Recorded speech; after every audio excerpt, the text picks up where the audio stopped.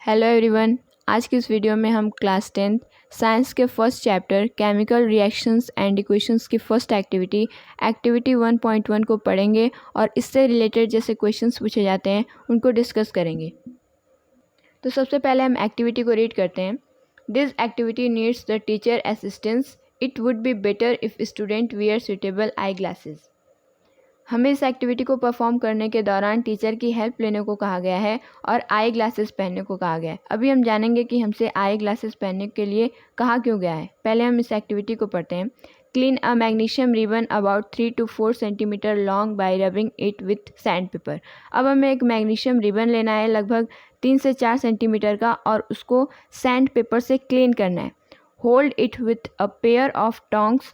Burn it using a spirit lamp or burner and collect the ash so formed in a watch glass as shown in figure 1.1.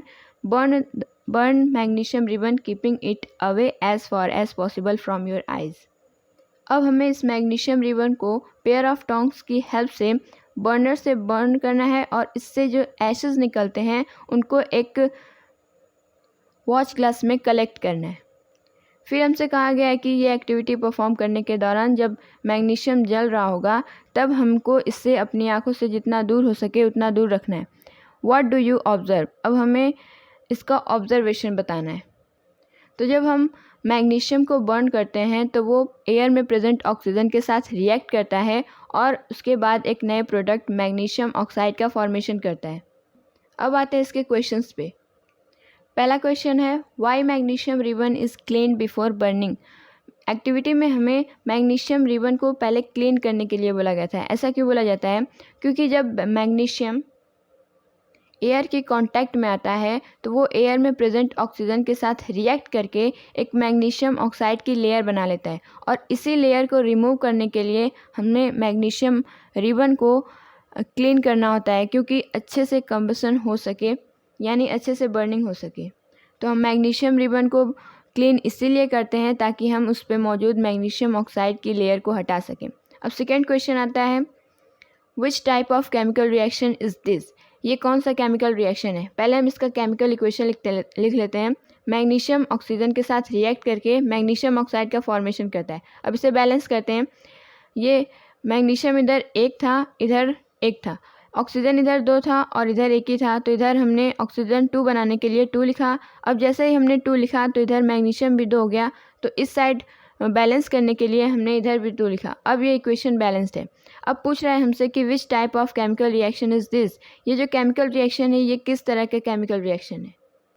तो आप इसमें देख रहे हैं कि 2 reactant आपस में जुड़ के एक सिंगल प्रोडक्ट का फॉर्मेशन कर रहे हैं, तो ये होगा कॉम्बिनेशन रिएक्शन। ऐसे केमिकल रिएक्शन जिसमें 2 या 2 से ज़्यादा रिएक्टेंट आपस में कंबाइन होकर सिर्फ एक सिंगल प्रोडक्ट का फॉर्मेशन करते हैं, उन रिएक्शंस को बोलते हैं कॉम्बिनेशन रिएक्शन। तो ये रिएक्शन है कॉम्बिनेशन रिएक्शन। अगला क्वेश्चन है what is the name of white powder. अब जो वाइट पाउडर का फॉर्मेशन हुआ है उसका नेम क्या है? Magnesium oxide. आगे बढ़ते हैं। Why we have been instructed to wear a suitable eye glasses। Activity में शुरू में ही हमसे कहा गया था कि इस एक्टिविटी को परफॉर्म करने के दौरान हमें आई ग्लासेस पहनने होंगे। क्यों पहना जाता है ये? Magnesium ribbon Burns with a dazzling white flame to protect our eyes from it. We have been instructed wear glasses।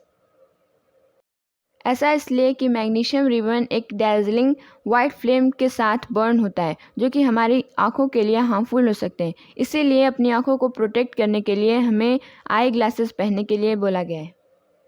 अब इसी में से एक क्वेश्चन ये भी पूछा जा सकता है कि which metal burn with dazzling white flame. तो आंसर होगा मैग्नीशियम।